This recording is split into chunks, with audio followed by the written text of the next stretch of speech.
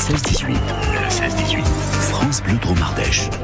Alexandre Vibard. Notre grand invité ce mercredi est un auteur romanais, Aubin Verillac. Bonjour. Bonjour. Soyez le bienvenu. On a le plaisir de vous recevoir pour parler de votre premier roman sorti en 2023, fin 2023 aux éditions du Flair. Les chauffeurs de la Drôme, l'affaire de la rue Pêcherie.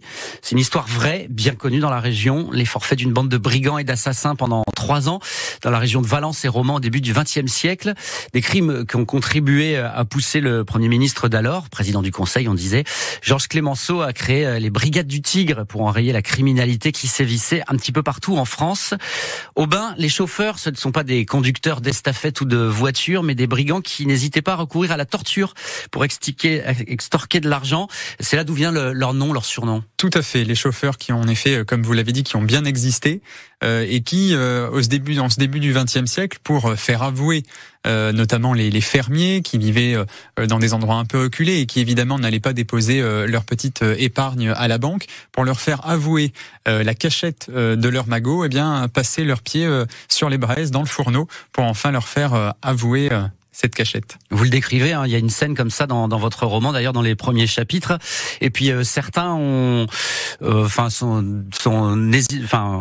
ne veulent rien dire absolument et vont jusqu'à vraiment se faire brûler les pieds avant d'avouer, quoi. Oui, en effet, ce sont des scènes particulièrement atroces et insoutenables que j'essaie de décrire avec le plus de délicatesse possible. En effet, ces crimes, ils sont absolument odieux. L'objectif premier de ces chauffeurs, c'est d'aller cambrioler, d'aller soutirer de l'argent. Et malheureusement, parfois, ça se passe très mal. Et en effet, on arrive à des situations qui sont dramatiques. Et ils vont laisser derrière eux au moins 11 cadavres qu'ils reconnaîtront au moment de leur procès. Voilà, assassin également, hein, que torture, vol, extorsion, voilà, des vrais bons méchants. Un peu de contexte, c'est comment la France au début du XXe siècle? Comment ça se fait puisque c'est pas les seuls, hein, il y a beaucoup de bandes de criminels. Exactement, on est dans ce début du XXe siècle, dans une France qui sort de la guerre de 1870, de la guerre franco-prussienne, qui se remet de la Grande Dépression, et on est dans ce temps qu'on appelle la Belle Époque. On a parfois tendance collectivement à imaginer la Belle Époque comme le règne de l'insouciance, des plaisirs, de l'abondance, de la fête. En réalité, c'est un peu plus difficile que ça, notamment dans les campagnes, notamment pour le milieu ouvrier, le milieu paysan, qui vit encore dans des conditions très dures, dans la précarité, qui est mal logé, mal nourri. Donc on est dans ce moment où il y a deux France qui se côtoient. Et où on a en effet partout dans le pays des phénomènes de bandes qui s'organisent, qui pillent les villes comme les campagnes. Donc vraiment, on est dans cette France qui a peur, qui est vraiment terrifiée parce que la criminalité augmente. Oui, voilà. Et contexte, c'est vrai que nous aujourd'hui, c'est difficile de se le représenter, mais les salariés, les employés n'avaient absolument aucun droit. C'était quasiment des esclaves. Hein. Les premiers droits des travailleurs, c'est arrivé plus de 3 décennies après, quoi. Exactement. Donc c'est vraiment dans ce contexte, en effet, que ces chauffeurs vont se rencontrer et qu'ils vont évoluer. Même si évidemment, c'est difficile aujourd'hui de recontextualiser leurs pensées, et d'essayer de décortiquer la raison qui vous pousse à commettre ces agressions et ces crimes. Mais c'est ce que j'essaie aussi de faire sur le plan plus idéologique dans le roman. Oui, c'est vrai. C'est d'ailleurs une invitation au lecteur pour tenter de comprendre. On voit que l'un des principaux, celui en tout cas que vous suivez, le personnage central au début, Octave Louis David, il a des côtés qui paraissent presque bons. C'est-à-dire qu'il est pieux, il croit en Dieu, il cherche les raisons, il va voir des hommes d'église pour essayer de comprendre pourquoi il a ces questionnements, ce diable un petit peu au corps. Mais par ailleurs, il aime bien la violence et puis il est pris de liberté, quoi. Exactement, et c'est ce qui me semblait intéressant, et c'est là où on est sur la partie romanesque et beaucoup moins historique. Toujours intéressant de se questionner sur les moteurs de cette violence. Qu'est-ce qui fait que un homme peut arriver à aller attaquer, piller et puis tuer un campagnard qui est tranquillement installé en train de dormir chez lui. Donc ce sont aussi des questions que j'ai voulu poser dans cet ouvrage. Pour rebondir sur cette question que je vous posais sur comment est la France à l'époque, on va acheter un coup d'œil un petit peu plus précis sur la Drôme. C'était comment à ce moment-là? La Drôme, c'est un département, c'est ce que je disais tout à l'heure, sur lequel on a des populations rurales qui vivent dans la pauvreté, dans la précarité, et on est là, donc début du XXe siècle, la première rencontre des chauffeurs de la Drôme. On est en septembre 1906. très compliqué là aussi d'arriver à recomposer le parcours des uns et des autres. Vous avez parlé tout à l'heure de David. David, il est né en région parisienne et il arrive dans la Drôme après être passé notamment par la prison de l'abbaye de Clairvaux. Lyotard, lui, il est plutôt du sud de la Drôme. Alors il naît vers Cré et il remonte aussi vers Romans après être passé par la case prison. Et le plus local de nos chauffeurs, c'est Berruyer, qui est né à Margès, qui est père de famille. Qui travaille dans l'industrie de la chaussure et qui habite dans cette maison de la rue Pêcherie au numéro 26. Et c'est ici que tout le monde, un peu par les hasards de la vie, j'ai envie de dire, va se retrouver. Les hasards font bien les choses ou au contraire les font plutôt mal. Les chauffeurs de la Drôme, l'affaire de la rue Pêcherie, un premier roman que l'on doit à notre grand invité Aubin Verillac. On parle de ces chauffeurs et puis on va parler un petit peu de la façon dont vous avez travaillé pour élaborer ce livre dans la suite de cette interview. Daniel Balavoine à suivre dans quelques instants sur France Bleu Drôme Ardèche. Jusqu'à 18h, c'est le 16-18 France Bleu Drôme Ardèche. C'est un fait divers, une série, une suite de faits divers qui est réelle et qui a vraiment marqué les esprits dans la Drôme. Les chauffeurs, l'affaire de la rue Pêcherie, c'est le nom d'un ouvrage qui est consacré à une bande de brigands qui a semé la terreur entre Valence et Romans au début du XXe siècle. C'est un premier roman que l'on doit à notre grand invité Aubin Verillac. Je rebondis sur ce qu'on disait à l'instant parce que nous on a le plaisir de passer plus de temps que l'interview qu'on a à l'antenne, donc on peut échanger pendant les morceaux de musique et vous faites régulièrement des séances dédicaces et les chauffeurs de la Drôme, c'était il y a plus d'un siècle, mais il y a encore une mémoire collective. Oui, exactement. Cette mémoire, elle a vraiment traversé les âges. Et aujourd'hui, j'ai toujours beaucoup de plaisir dans les séances dédicaces que je fais à aller à la rencontre de celles et ceux, en particulier des Romanais, des Dromois, qui me disent que dans ma famille, il y avait mon arrière-grand-mère qui a connu l'un des chauffeurs, mon oncle, mon grand-oncle, etc., etc. Et les chauffeurs de la Drôme font vraiment partie de l'histoire locale, voire même, j'allais dire, de l'histoire familiale, peut-être avec parfois une part de... Oui, c'est ça, une inspiration un petit peu presque légendaire de ces chauffeurs de la Drôme qui continuent à faire peur. Et il y a certains qui m'expliquent que quand ils étaient petits, évidemment, l'histoire, elle s'est transmise au sein de la famille, mais aussi à l'école où on avait des instituteurs qui racontaient cette histoire. Pourtant, ça a duré quoi, 2 ans, 2-3 ans? Un petit peu plus, et surtout, je pense qu'au-delà de la durée dans le temps, c'est vraiment que cette bande, elle est en partant de Romans, ils ont rayonné sur l'ensemble du nord du département. Ils ont frappé en particulier les campagnes. On peut rapidement faire un petit peu la liste, à Bourg de Péage évidemment, à Lixan à 2 reprises, à Chatuzange-le-Goubet, à Perrin, à Brin. Ils sont allés jusqu'à cambrioler l'église de Saint-Paul-les-Romans. Ils sont allés jusqu'à Saint-Latier. Et au niveau de Romans, alors il y a aussi quelques tentatives, notamment au niveau des commerces. Et ils ont également tenté de cambrioler l'hôpital de Romans qui se situe à l'emplacement actuel de la Cité de la Musique. Donc quand on parle de cambrioler une église ou un hôpital au début du XXe, on est clairement dans le sans limite, quoi. Ah oui, il y a aucune limite. Ces chauffeurs de Drôme ne se fixent aucune limite. Et alors, je viens de dire à l'instant, j'ai répété à plusieurs reprises, ils ont tenté d'eux. Pourquoi tenter d'eux? Parce que finalement, quand on fait le bilan de ces cambriolages, eh bien le butin, il est vraiment maigre.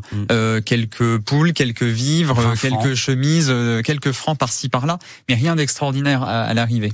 Ouais, ils avaient une volonté criminelle, mais c'était pas non plus très bien organisé. C'était pas des stars de la cambriole, quoi. Non, et en même temps, c'est aussi les questions qui se posent, je pense, en lisant l'ouvrage. Tout à l'heure, on a parlé de la situation de la France au début du XXe siècle, une situation de grande précarité. Pour autant, on est en train de dire que le butin qu'ils amassent ne permet pas finalement de mieux vivre, alors que dans la journée, l'ensemble de ces chauffeurs, Lyotard, David, Berruyer, sont parfaitement vivent dans cette société romanaise, sont parfaitement acceptés. Évidemment, personne n'imagine que ce sont eux qui commettent ces faits. Ils travaillent dans l'industrie de la chaussure, ils vendent des cartes postales sur les marchés. Donc ce sont vraiment des Romanais presque comme les autres. Mais qui subissent, comme beaucoup d'employés, d'ouvriers, qui subissent un monde du travail qui est extrêmement exigeant, qui n'est absolument pas rémunérateur, qui est, je l'évoquais tout à l'heure, quasiment esclavagiste. Et c'est criminel, mais une sorte de bouffée de liberté, quoi. C'est un moment où ils se lâchent, ils se font plaisir. Je pense que oui, il y a vraiment cette recherche. Dans le livre, j'explore aussi cette thématique de la pensée anarchique qui existe vraiment dans ce début du XXe siècle. On a envie, en effet, sans doute, de chercher une liberté totale au-delà de toutes les contraintes qui peuvent peser sur la population de l'époque. Et donc alors petit à petit, ils deviennent célèbres ou en tout cas craints. il s'enfonce dans le crime et il y a un moment où ça commence à tourner à la difficulté puisque le président du Conseil, Premier ministre de l'époque, à un moment, ça vous l'expliquez aussi, il prend, il appelle en rendez-vous, il convoque un commissaire de police parisien pour dire on va réagir, on va créer quelque chose et c'est ce qu'on a appelé les Brigades du Tigre. Exactement. Cet ouvrage, il est vraiment aussi pour moi l'occasion de revenir sur cet aspect très important de notre histoire policière et judiciaire, c'est la création de ces brigades de police mobile. On l'a dit tout à l'heure, il y a de nombreuses bandes qui sévissent partout en France, dans le nord, dans le sud, en Aquitaine, la bande Boucherie, à Paris, il y a ce qu'on appelle les Apaches qui sévissent dans les rues de la capitale. Et bien à la Chambre des députés et l'Assemblée nationale d'aujourd'hui, les députés s'agitent et interpelle celui qui vient de devenir, depuis octobre 1906, le président du Conseil, Georges Clemenceau, en lui disant que rien ne va plus, que la police ne fait rien, qu'elle est nulle part, que la justice est beaucoup trop laxiste, des discours d'ailleurs qui résonnent aujourd'hui et qui donnent un point de recul assez intéressant aussi à la situation qu'on peut connaître. Et donc Clemenceau décide de prendre tout cela en main et il va nommer Célestin Aignon, qui est un jeune commissaire de police, à la tête de la Sûreté Générale, ce qui serait aujourd'hui la Direction Générale de la Police nationale, pour lui demander de réformer cette institution, voire même peut-être au-delà de réformer, créer complètement, parce que on est encore une fois dans cette période où il n'y a pas de police nationale, ça n'existe pas. On va parler de leur organisation à cette police, ce développement de ce qui a été célèbre, mais cette fois-ci du côté de l'ordre et du côté de la loi, les Brigades du Tigre qui vont aller qui vont pourchasser les chauffeurs de la Drôme, qui font l'objet de votre premier roman, Aubin Verillac. Sur France Bleu Drôme Ardèche, vous êtes notre grand invité et on continue à échanger autour de cette série de faits divers historiques. Voici Zao de Sagazan. Info, culture, belles histoires et musique, c'est le 16-18 France Bleu Drôme Ardèche. Alors là, aujourd'hui, on parle d'une histoire plutôt dure, plutôt triste, mais fascinante, comme le sont souvent les faits divers. On parle des chauffeurs de la Drôme, une bande de brigands qui a œuvré au début du XXe siècle entre Valence-Roman dans le Nord-Drôme. On en parle avec l'auteur d'un ouvrage, un roman historique, Les chauffeurs de la Drôme, l'affaire de la rue Pêcherie. C'est Aubin Verillac qui est notre grand invité. L'affaire de la rue Pêcherie, vous avez tenu à mettre cette deuxième partie du titre parce que la rue Pêcherie a une importance particulière. C'était leur repère à Romans. Exactement, c'était leur repère, donc une maison qui appartenait à Berruyer et ils logeaient un certain nombre de voyageurs vraisemblablement et donc c'est ici qu'ils se réunissaient. Pourquoi ? Parce que alors j'invite les Romanais ou même tous ceux qui seraient de passage à passer puisqu'elle est encore debout, on peut encore la voir. Au numéro 26 de cette rue Pêcherie. Donc il y a une entrée dans la rue Pêcherie et il y a une seconde entrée dans une petite côte juste derrière, la côte du Croton, et qui permettait donc, on peut l'imaginer, de sortir, d'aller venir un peu plus discrètement. Alors, on a évoqué la création des Brigades du Tigre, la réaction des autorités françaises à cette vague de criminalité organisée, enfin par petites bandes, en tout cas un petit peu partout en France à cette époque, il y a un petit peu plus d'un siècle. Comment ça s'est passé la mise en place dans la Drôme et comment ils ont commencé à leur courir après à ces chauffeurs ? Alors, on le disait, la France a peur, Clemenceau prend les choses en main et il va instaurer ces brigades qui sont des brigades régionales. Donc d'abord, ça s'organise au niveau de chaque région. Nous, en particulier, on est évidemment le département de Drôme rattaché à la brigade régionale de Lyon. À l'échelle nationale, ce sont près de 500 policiers qui sont recrutés par Clemenceau et qui vont être déjà formés, entraînés, notamment à des techniques plus modernes, notamment de combat. On les entraîne à la savate. On va essayer de travailler sur un plus grand partage de l'information, puisque jusqu'à maintenant, et le parcours des chauffeurs de la Drôme que j'ai présenté tout à l'heure le montre bien. Il suffit de changer de département, même de canton, pour qu'on ne se souvienne plus de vous et pour recommencer à zéro. Donc c'est déjà ça aussi, le partage de l'information. Comment est-ce qu'on organise un fichier national qui permet de renseigner les forces de l'ordre et de leur permettre aussi de travailler en lien avec le pouvoir judiciaire. Et donc, dans notre affaire, c'est la brigade régionale de Lyon qui se saisit de ces meurtres, de ces cambriolages. Et donc, on nous envoie là aussi des policiers venus de Lyon qui vont coordonner l'action locale et qui vont très rapidement remonter jusqu'à eux. Et finir par les attraper. Et évidemment, ils auront un destin funeste, puisqu'à l'époque, on ne rigolait pas avec les meurtriers et les assassins. On rigole toujours pas d'ailleurs aujourd'hui, sauf qu'à l'époque, ça se terminait à l'échafaud. Exactement. Ils termineront pas très très loin de vos studios à l'échafaud avec le bourreau Desblair qui va venir de Paris pour leur couper la tête. Donc c'est une histoire qui fascine toujours autant dans la Drôme, c'est qui a vraiment marqué. On en parlait par des générations familiales, mais pas seulement. C'est quelque chose qui reste très fort. Exactement, c'est vraiment un sujet très intéressant qui permet de par l'histoire locale, l'histoire régionale, de rejoindre l'histoire nationale. C'est vraiment ce double niveau de lecture que j'ai voulu travailler dans ce roman, avec cette histoire des chauffeurs de la Drôme, ici, à Romans, et puis l'histoire politique nationale, avec le rôle très important de Georges Clémenceau dans la structuration de ce qui est encore aujourd'hui notre police judiciaire française. Mais vous le faites parler, on est dans son cabinet quand il a convoqué ce fameux commissaire dans un des chapitres de votre roman. On va parler de votre méthode de travail, de la façon dont vous avez choisi ce sujet déjà, comment vous avez bossé, quelle est la frontière entre roman et l'histoire, la vraie, les faits. On va en parler dans la dernière partie de notre émission, le grand invité sur France Bleu Drôme Ardèche, avec l'auteur de ce livre, Les chauffeurs de la Drôme, l'affaire de la rue Pêcherie, paru en 2023 aux éditions du Flair. L'auteur s'appelle Aubin Verillac. Jusqu'à 18h, c'est le 16-18 France Bleu Drôme Ardèche. Alexandre Vibard. Et avec notre grand invité, on vous raconte l'histoire, en résumé bien évidemment, d'une bande de brigands qui a sévi dans la première partie au tout début du XXe siècle dans la Drôme, dans le nord de la Drôme. Les chauffeurs de la Drôme, ils étaient appelés, avec des vols, des extorsions et puis de la torture et des assassinats. Ils ont sévi pendant plusieurs années avant d'être attrapés par les fameuses brigades du Tigre. On vient de l'évoquer il y a quelques minutes. L'auteur de cet ouvrage, Les chauffeurs de la Drôme, l'affaire de la rue Pêcherie, c'est Aubin Verillac, notre grand invité.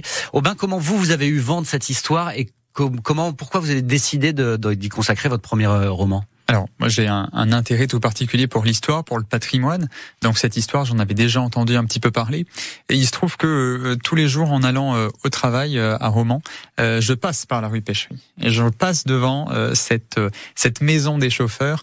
Et donc, à force de passer devant, je me suis dit, il faudrait peut-être que je creuse un petit peu ce récit pour savoir ce qui s'est vraiment passé. Et je crois que tous nos échanges l'illustrent bien. Le roman, il est posé. Les personnages sont absolument extraordinaires, horribles mais extraordinaires. Cette histoire qui rejoint l'histoire nationale de la création de ces brigades du Tigre.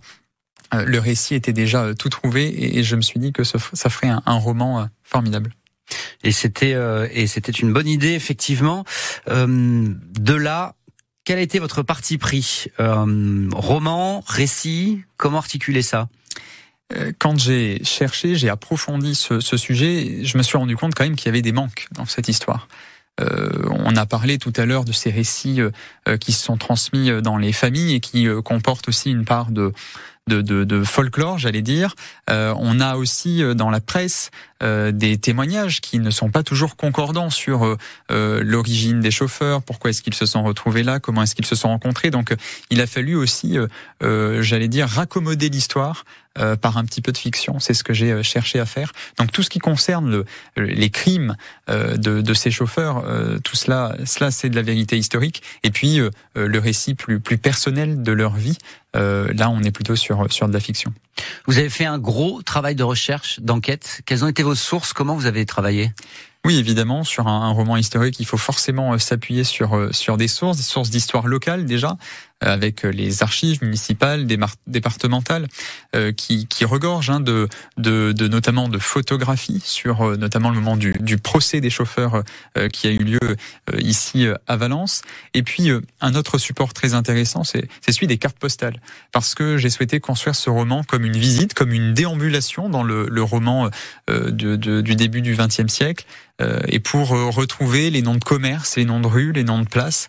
Très utile de recourir aux cartes postales pour essayer de se figurer un petit peu à quoi ressemblait notre ville à cette époque-là. Et puis évidemment la presse, qui est une ressource absolument incroyable à cette époque-là, qui regorge de détails sur les chauffeurs de la Drôme, oui, et on en apprend sur tous les crimes qui se produisaient, et vraiment il y a de quoi faire, il y a de quoi lire. Et puis au niveau national, pour l'aspect plus politique, évidemment sur les comptes rendus des travaux de la Chambre des députés ou sur le journal officiel.